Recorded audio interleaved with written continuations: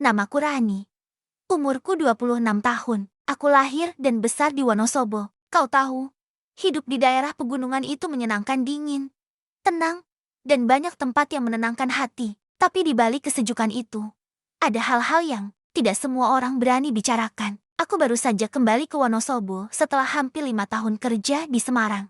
Karena pandemi dan beberapa urusan keluarga, aku memutuskan untuk menetap sementara di rumah orang tuaku di daerah Wonosobo kota, tidak jauh dari alun-alun. Kau pasti tahu, alun-alun itu terkenal. Tiap malam ramai, ada yang nongkrong di tenda-tenda jagung bakar, ada yang main sepatu roda, ada yang sekadar duduk di bangku beton sambil ngopi. Tapi, kalau sudah lewat tengah malam, suasananya berubah.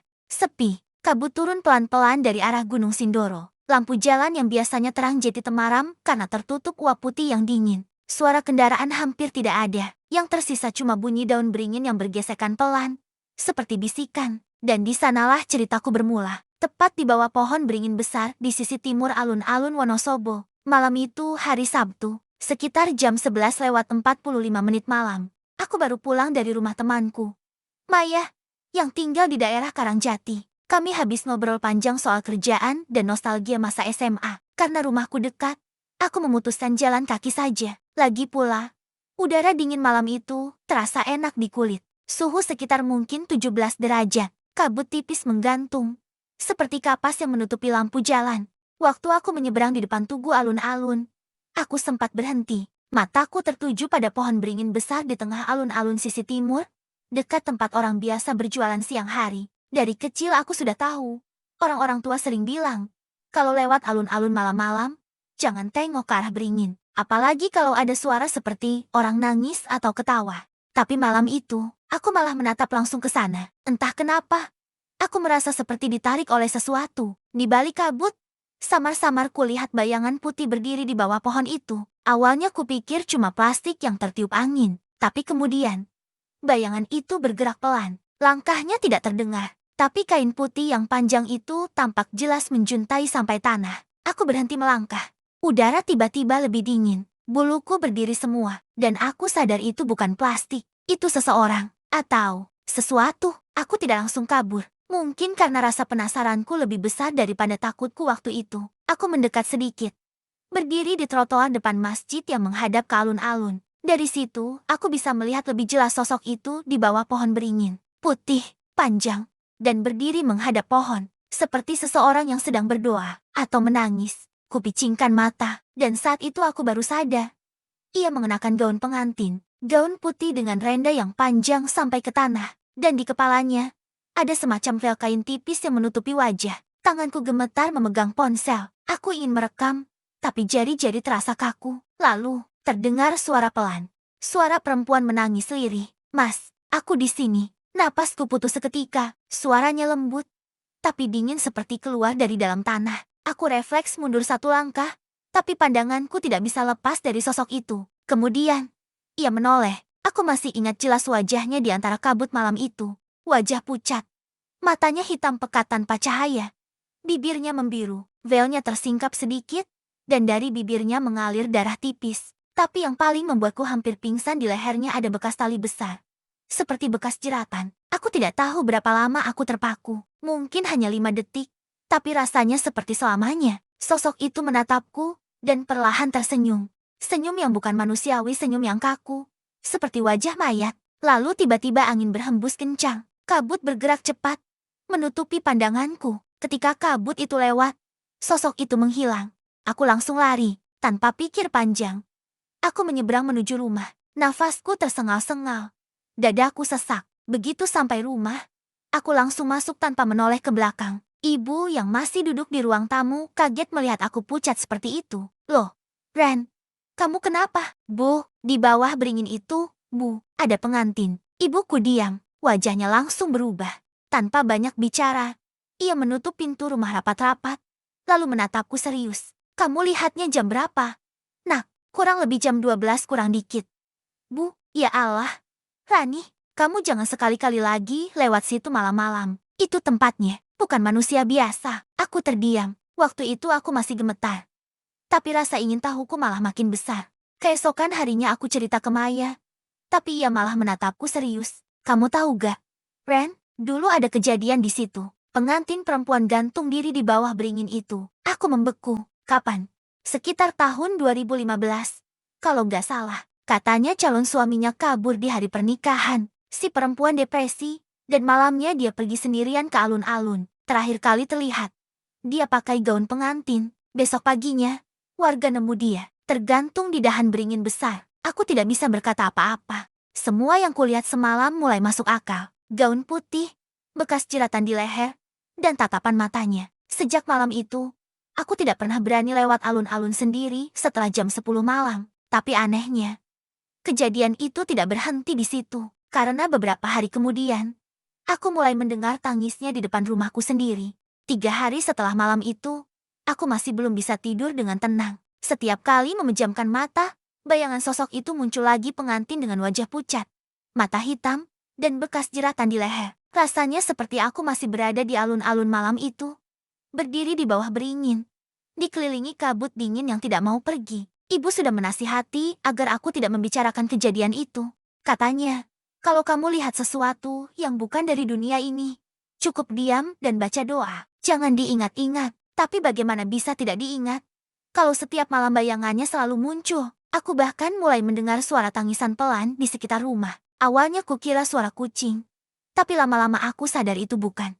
Tangisan itu lembut, lirih, dan terdengar seperti suara perempuan muda yang menahan sesak. Mas, jangan tinggalkan aku. Suara itu muncul pertama kali malam Rabu. Sekitar pukul 2 dini hari, aku sedang berusaha tidur. Tapi mendadak terdengar suara itu dari luar jendela kamarku. Pelan sekali, tapi jelas. Tangisan itu disertai suara kain diseret di lantai. Aku sempat berpikir mungkin tetangga sedang nonton sinetron tengah malam. Tapi tidak mungkin, rumah sebelah kosong. Aku diam, menahan napas. Suara itu makin dekat. Kain diseret, lalu langkah pelan, berhenti tepat di depan jendela kamarku. Mas, aku di sini. Darahku langsung dingin. Itu suara yang sama seperti di bawah beringin malam itu. Lembut, tapi dingin dan serak. Seperti suara dari dalam air. Aku refleks menarik selimut dan berdoa dalam hati. Tapi rasa takut membuat lidahku keluh. Aku tidak berani menoleh. Tidak berani membuka mata. Sampai akhirnya, terdengar ketukan pelan di kaca jendela. 3 kali. Pelan, tapi ritmenya jelas. Tok, tok, tok. Jantungku berdetak keras. Aku menahan napas, tapi rasa ingin tahuku justru mendorongku untuk membuka mata sedikit.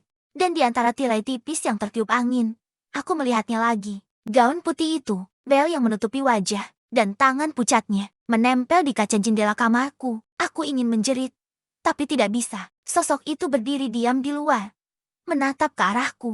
Tiba-tiba, kain velnya bergeser tertiup angin, dan aku melihat wajahnya dengan jelas. Matanya kosong, hitam pekat, dan dari hidungnya menetes darah hitam pekat yang jatuh menodai kain putihnya. Mas, kenapa kamu gak datang? Suara itu sangat pelan, tapi jelas di telingaku. Aku langsung menutup wajahku dengan selimut. Tubuhku gemetar hebat. Aku tak tahu berapa lama aku bersembunyi seperti itu. Tapi ketika akhirnya berani membuka mata, semuanya sudah hilang. Hanya terdengar suara ayam dari kejauhan. Langit sudah mulai berubah abu-abu. Tanda subuh hampir tiba. Aku langsung bangun, lari ke kamar ibu. Aku ceritakan semuanya sambil menangis. Ibuku terdiam, lalu mengambilkan air putih dan membaca doa pelan-pelan sebelum menyuruhku minum. Kamu ketempelan, Ren. Dia ngikut kamu dari bawah beringin itu. Ngikut? Bu, maksudnya, kamu pulang malam itu gak cuci kaki, gak langsung baca doa. Kan, aku hanya mengangguk. Ya, itu salahmu. Nak, makhluk yang meninggal tidak tenang suka menempel ke orang yang peka. Aku membeku mendengarnya. Aku memang dikenal agak sensitif sejak kecil. Kadang bisa merasakan hal-hal aneh yang orang lain gak sadari. Tapi baru kali ini, aku benar-benar diganggu seperti itu. Keesokan harinya, aku pergi ke rumah Mbah Siti. Tetangga lama kami yang dikenal bisa ngelmu sedikit. Rumahnya tidak jauh, di gang kecil belakang pasar Wonosobo. Mbah Siti sudah sangat tua, tapi matanya masih tajam. Begitu aku datang, beliau langsung berkata, "Kowe sing nguru pengantin ning alun-alun." "Yo, kamu yang lihat pengantin di alun-alun?" "Iya." Aku langsung merinding. Aku belum sempat cerita apapun, tapi beliau sudah tahu. Beliau kemudian mengambil segelas air dan membaca doa pelan sambil menatap kosong ke arah jendela. Dia belum tenang. Enduk, mati dalam keadaan menyesal. Ning penganten kui ora bakal ganggu wong sembarangan. Artin, Kowe ono hubungannya karo energi adalah, aku tidak mengerti maksudnya. Hubungan, gimana? Mbah, mungkin dia nganggep kowe saksi terakhir sing weruh wujud asline. Kowe kudu tenang. Ojo wedi, yen wedi, malah seneng deweke. Beliau memberiku selembar daun kelor yang sudah dibacakan doa. Katanya, tempelkan di bawah bantal kalau mau tidur. Dan jangan sekali-kali membuka jendela sampai malam Jumat. Aku menurut. 3 hari setelah malam itu, aku masih belum bisa tidur dengan tenang. Setiap kali memejamkan mata, bayangan sosok itu muncul lagi pengantin dengan wajah pucat, mata hitam, dan bekas jeratan di leher. Rasanya seperti aku masih berada di alun-alun malam itu. Berdiri di bawah beringin, dikelilingi kabut dingin yang tidak mau pergi. Ibu sudah menasihati agar aku tidak membicarakan kejadian itu. Katanya, kalau kamu lihat sesuatu yang bukan dari dunia ini, cukup diam dan baca doa. Jangan diingat-ingat. Tapi bagaimana bisa tidak diingat? Kalau setiap malam bayangannya selalu muncul. Aku bahkan mulai mendengar suara tangisan pelan di sekitar rumah. Awalnya kukira suara kucing. Tapi lama-lama aku sadar itu bukan. Tangisan itu lembut, lirih, dan terdengar seperti suara perempuan muda yang menahan sesak. Mas, jangan tinggalkan aku. Suara itu muncul pertama kali malam Rabu. Sekitar pukul 2 dini hari, aku sedang berusaha tidur.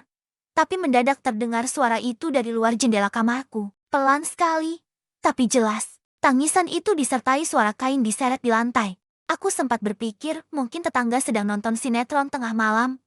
Tapi tidak mungkin rumah sebelah kosong. Aku diam, menahan napas. Suara itu makin dekat. Kain diseret, lalu langkah pelan, berhenti tepat di depan jendela kamarku. Mas, aku di sini. Darahku langsung dingin. Itu suara yang sama seperti di bawah beringin malam itu, lembut, tapi dingin dan serak.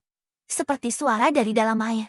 Aku refleks menarik selimut dan berdoa dalam hati. Tapi rasa takut membuat lidahku keluh. Aku tidak berani menoleh, tidak berani membuka mata. Sampai akhirnya, terdengar ketukan pelan di kaca jendela. 3 kali, pelan, tapi ritmenya jelas. Tok, tok, tok. Jantungku berdetak keras. Aku menahan napas. Tapi rasa ingin tahuku justru mendorongku untuk membuka mata sedikit. Dan di antara tirai tipis yang tertiup angin, aku melihatnya lagi. Gaun putih itu, bel yang menutupi wajah, dan tangan pucatnya, menempel di kaca jendela kamarku. Aku ingin menjerit, tapi tidak bisa. Sosok itu berdiri diam di luar, menatap ke arahku. Tiba-tiba, kain velnya bergeser tertiup angin, dan aku melihat wajahnya dengan jelas. Matanya kosong, hitam pekat, dan dari hidungnya menetes darah hitam pekat yang jatuh menodai kain putihnya. Mas, kenapa kamu gak datang? Suara itu sangat pelan, tapi jelas di telingaku. Aku langsung menutup wajahku dengan selimut. Tubuhku gemetar hebat. Aku tak tahu berapa lama aku bersembunyi seperti itu. Tapi ketika akhirnya berani membuka mata, semuanya sudah hilang. Hanya terdengar suara ayam dari kejauhan. Langit sudah mulai berubah abu-abu. Tanda subuh hampir tiba. Aku langsung bangun, lari ke kamar ibu. Aku ceritakan semuanya sambil menangis. Ibuku terdiam, lalu mengambilkan air putih dan membaca doa pelan-pelan sebelum menyuruhku minum. Kamu ketempelan, Ren. Dia ngikut kamu dari bawah beringin itu. Ngikut? Bu, maksudnya. Kamu pulang malam itu gak cuci kaki, gak langsung baca doa. Kan, aku hanya mengangguk. Ya, itu salahmu. Nak, makhluk yang meninggal tidak tenang suka menempel ke orang yang PK. Aku membeku mendengarnya. Aku memang dikenal agak sensitif sejak kecil. Kadang bisa merasakan hal-hal aneh yang orang lain gak sadari. Tapi baru kali ini, aku benar-benar diganggu seperti itu. Keesokan harinya, aku pergi ke rumah Mbah Siti. Tetangga lama kami yang dikenal bisa ngemuh sedikit. Rumahnya tidak jauh, di gang kecil belakang pasar Wonosobo. Mbah Siti sudah sangat tua, tapi matanya masih tajam. Begitu aku datang, beliau langsung berkata, "Kowe sing nguru pengantin ning alun-alun." "Yo, kamu yang lihat pengantin di alun-alun?" "Iya." Aku langsung merinding. Aku belum sempat cerita apapun, tapi beliau sudah tahu. Beliau kemudian mengambil segelas air dan membaca doa pelan sambil menatap kosong ke arah jendela. Dia belum tenang. Enduk, mati dalam keadaan menyesal. Ning penganten kui ora bakal ganggu wong sembarangan. Artin, kowe ono hubungane karo energi adalah, aku tidak mengerti maksudnya. Hubungan, gimana? Mbah, mungkin dia nganggep kowe saksi terakhir sing weruh wujud asline. Kowe kudu tenang. Ojo wedi, yen wedi, malah seneng deweke. Beliau memberiku selembar daun kelor yang sudah dibacakan doa. Katanya, Tempelkan di bawah bantal kalau mau tidur. Dan jangan sekali-kali membuka jendela sampai malam Jumat. Aku menurut. 3 malam berikutnya berjalan relatif tenang. Tidak ada tangisan. Tidak ada ketukan jendela. Aku mulai berpikir semuanya sudah selesai. Sampai malam Jumat tiba. Malam itu udara Wonosobo lebih dingin dari biasanya. Kabut tebal turun dari arah Gunung Sumbing. Membuat lampu-lampu jalan seperti dikelilingi asap putih. Aku sedang rebahan. Memainkan ponsel. Ketika tiba-tiba listrik di rumah padam. Gelap total. Aku memanggil ibu. Tapi tidak ada sahutan. Mungkin beliau sudah tidur. Aku mencoba mencari lilin di meja kecil samping tempat tidur. Tapi saat tanganku menyentuh korek, aku mendengar suara langkah kaki di luar kamar. Pelan, teratur. Langkah itu berhenti tepat di depan pintu kamarku. Tok, tok, tok. Kali ini bukan kaca jendela, tapi pintu kamarku. Mas, buka pintunya. Suara itu. Lagi. Perempuan itu. Aku langsung menjerit sekuat tenaga. Tapi suaraku nyangkut di tenggorokan. Tidak keluar sedikit pun. Pintu kamarku bergetar pelan seperti ada yang mendorong dari luar. Aku menunduk, melihat ke celah bawah pintu. Dan aku lihat ujung kain putih menyentuh lantai. Ujungnya kotor, basah, seperti baru diseret dari jalanan. Aku mundur perlahan ke pojok ruangan. Air mataku mengalir. Dari balik pintu, suara itu kembali terdengar lebih pelan. Seperti berbisik tepat di telingaku. Aku pengen nikah. Mas, jangan tinggalin aku. Lalu tiba-tiba, semuanya berhenti. Langkah itu menghilang. Suara angin kembali. Dan sesaat kemudian, listrik menyala lagi. Aku masih terduduk di lantai. Tubuhku lemas. Keringat dingin membasahi leherku. Ketika akhirnya aku buka pintu dengan tangan gemetar. Koridor rumah sepi. Tidak ada siapa-siapa. Tapi di lantai depan pintu, ada setangkai bunga melati segar. Masih basah. Dan aromanya menusuk hidung. Aku langsung berlari ke kamar ibu. Menangis sejadi-jadinya. Ibu hanya bisa memelukku erat sambil membaca doa. Dia mulai suka sama kamu. Ran, itu bahaya. Malam itu, aku tidak tidur sama sekali. Di luar, kabut makin tebal. Dan dari kejauhan samar terdengar suara gamelan lembut seperti dari arah alun-alun. Suara yang mengalun. Pelan tapi menyeramkan. Seperti musik pernikahan yang tidak pernah selesai. Aku menatap keluar jendela. Dan di antara kabut, aku bisa melihat sesuatu samar-samar berdiri jauh di ujung jalan sosok pengantin itu. Dan kali ini, ia menatap langsung ke arah rumahku. Sejak malam itu, hidupku tidak pernah benar-benar tenang lagi. Matahari boleh saja terbit seperti biasa. Tapi di dalam kepalaku, kabut dari malam-malam itu tidak pernah pergi. Setiap kali aku menatap ke arah timur ke arah alun-alun Wonosobo. Entah kenapa, dada ini selalu sesak. Seolah ada sesuatu yang memanggil, lembut, tapi memaksa. Sudah seminggu berlalu sejak aku melihat bunga melati di depan kamarku. Aku sudah mengikuti semua saran Mbak Siti baca doa sebelum tidur, tidak buka jendela malam hari. Bahkan aku mengganti posisi ranjang agar tidak menghadap ke arah timur. Tapi tetap saja, gangguan itu tidak berhenti. Kali ini, bukan tangisan, bukan ketukan jendela, tapi mimpi. Malam itu aku tertidur cepat. Mungkin sekitar pukul 10. Entah kenapa tubuh terasa lelah sekali padahal seharian aku hanya di rumah. Tapi di tengah tidurku, aku merasa seperti bangun di tempat lain. Aku berdiri di ruangan luas, remang, dan penuh bunga melati. Dindingnya tidak jelas, seperti diselimuti kabut putih. Dan di depanku, ada sebuah pelaminan. Ya, pelaminan pengantin. Dengan kain putih, taburan bunga, dan lentera kecil yang bergoyang ditiup angin. Di tengah pelaminan itu, ada seseorang berdiri. Gaun pengantin putihnya menjuntai panjang. Kepalanya tertunduk, dan di tangannya ia memegang buket bunga yang layu. Perlahan, ia menoleh padaku. Wajahnya pucat, tapi kali ini tidak seseram dulu. Ia tersenyum-senyum lembut. Seperti perempuan biasa. Kamu datang juga. Suara itu halus, hangat. Tapi di telingaku terasa dingin seperti udara Wonosobo menjelang subuh. Aku ingin bicara, tapi mulutku tak bisa terbuka. Kakiku terasa berat, tapi tubuhku berjalan sendiri mendekatinya. Aku nunggu kamu, sudah lama sekali. Dia menatapku lekat-lekat. Matanya hitam tapi basah. Ada kilau sedih di dalamnya. Aku berhenti satu langkah di depannya. Dan baru saat itu aku sadar. Aku juga mengenakan pakaian pengantin. Gaun putih, kain panjang, buket bunga di tangan. Dada ini tiba-tiba berdebar keras. Aku ingin berteriak, tapi suara itu menelanku. Sementara sosok perempuan di depanku mengulurkan tangannya dan berkata pelan. Sekarang kamu gantian jadi pengantinku. Dan saat ia menyentuh tanganku, dunia sekeliling berubah. Aku terlempar ke suasana lain. Tiba-tiba aku berdiri di alun-alun Wonosobo malam hari. Kabut tebal, udara lembab, pohon beringin di depan, dan di sekelilingku. Ramai, tapi bukan orang-orang biasa. Puluhan sosok berpakaian putih, dengan wajah pucat, berdiri mengelilingi pelaminan di bawah beringin besar. Di tengah pelaminan itu, aku melihat aku sendiri duduk mengenakan gaun pengantin, tersenyum kaku. Dari arah barat, datang seorang laki-laki berpakaian hitam. Wajahnya tidak terlihat. Sosok pengantin perempuan di sebelahku yang dari tadi menuntunku menatap laki-laki itu sambil tersenyum. Akhirnya dia datang. Mas, dan sebelum aku sadar apa yang terjadi, tali melingkar di leherku.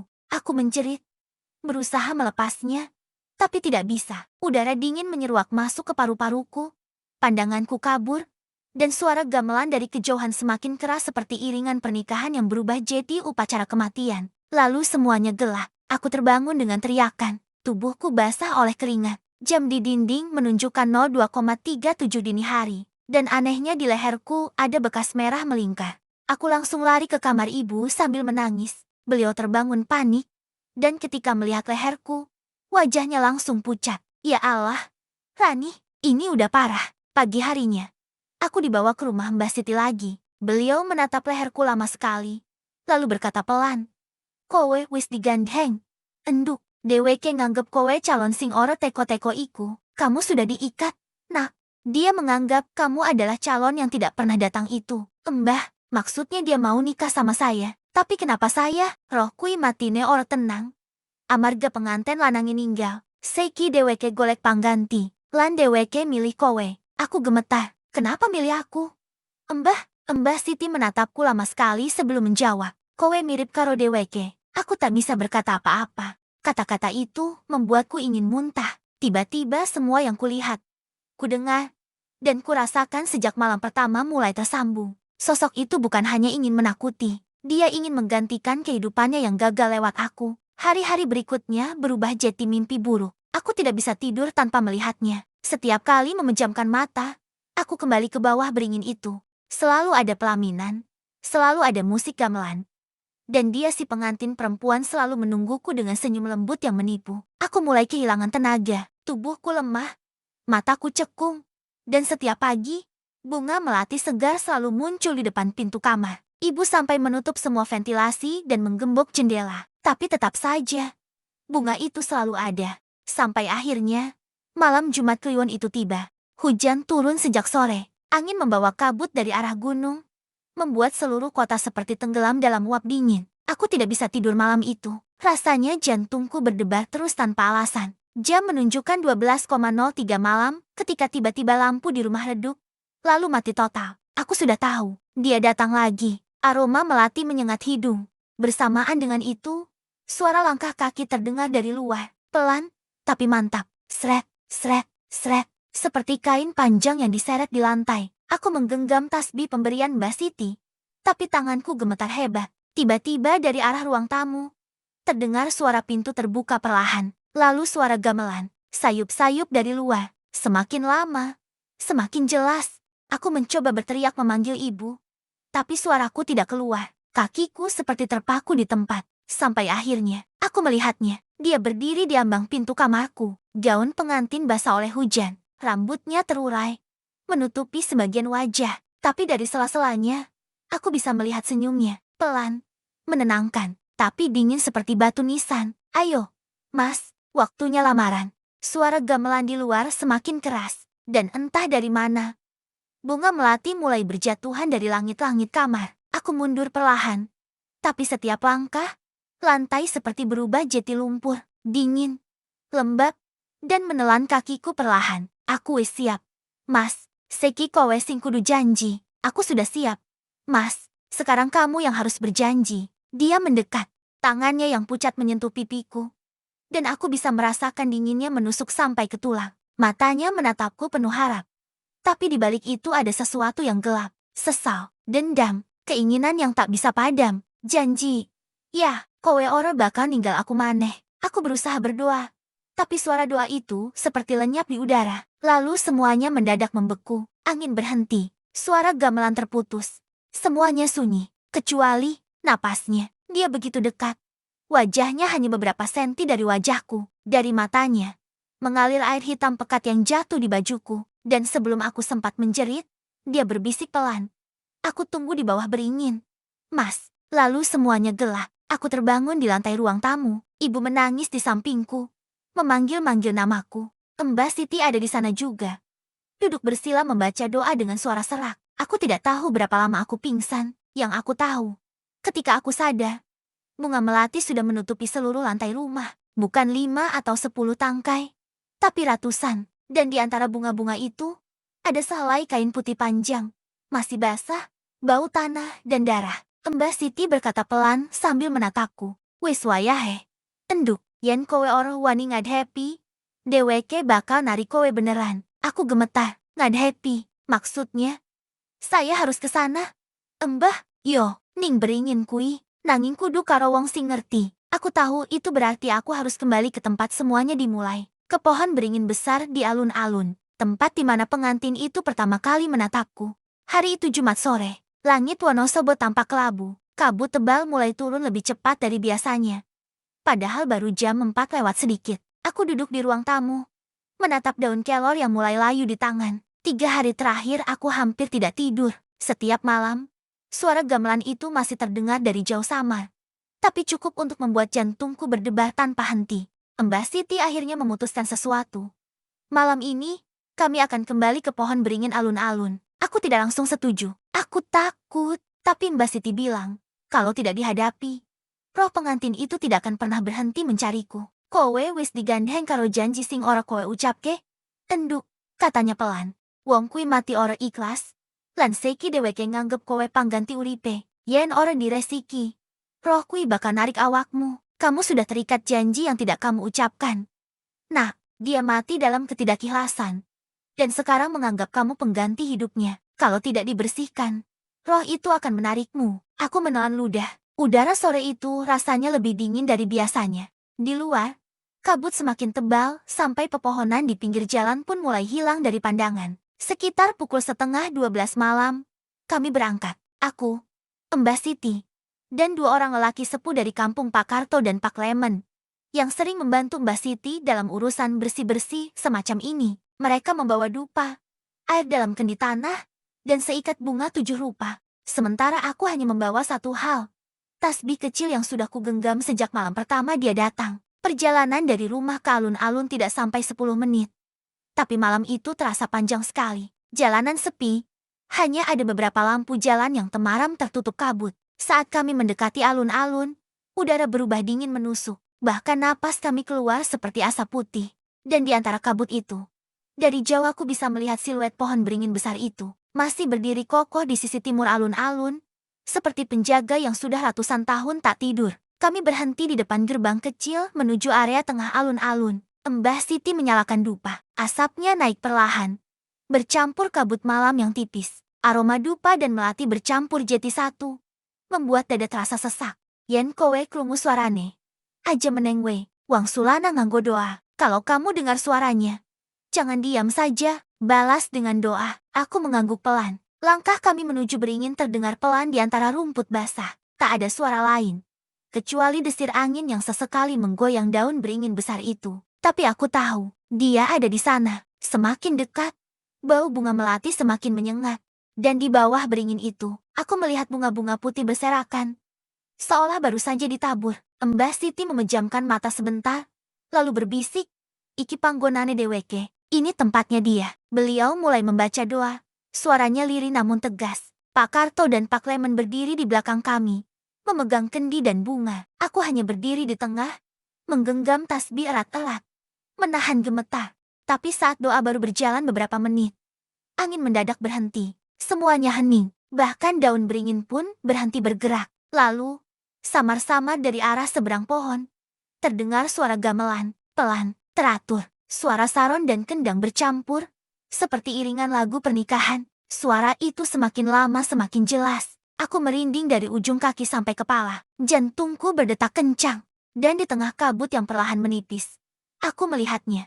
Sosok itu muncul perlahan dari balik pohon beringin. Gaun pengantin putihnya lusuh dan basah. Rambutnya terulai menutupi wajah. Tapi yang paling menyeramkan adalah senyumnya lembut, seolah tidak ada dendam, Padahal seluruh tubuhnya memancarkan rasa dingin yang membuat udara sekitarnya menggigil. Dia berjalan pelan ke arah kami, diiringi suara gamelan yang seolah datang dari tanah.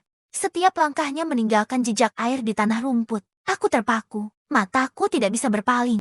Mas, akhirnya kamu datang. Suaranya gemetar, tapi ada nada lega di dalamnya. Aku ingin berdoa, tapi suaraku tercekat. Mbak Siti berdiri di sampingku, menggenggam tanganku erat-erat. Wang Sulana, enduk, katanya pelan. Ngomong karo deweke, ben ngerti kowe orangnya apa uripe. Balas dia. Nak, bicara padanya. Biar dia tahu kamu bukan orang yang mengambil hidupnya. Aku menatap sosok itu, mencoba mengatur napas. Aku bukan calonmu, aku cuma orang yang kebetulan lewat malam itu. Sosok itu berhenti melangkah. Kabut di sekitarnya bergoyang seperti air yang tersentuh batu. Dari balik rambutnya, kulihat sepasang mata hitam menatapku. Tapi kamu janji bakal datang malam itu, bukan aku. Jawabku, menahan air mata. Orang yang kamu tunggu sudah pergi. Aku hanya melihatmu. Aku kasihan. Dia diam sejenak, lalu menunduk. Dari wajahnya menetes air hitam pekat, jatuh ke gaunnya yang putih. Suara gamelan makin cepat, makin kacau, seperti musik yang rusak. Dia ninggal aku. Mas, di pelaminan ini, aku sendirian.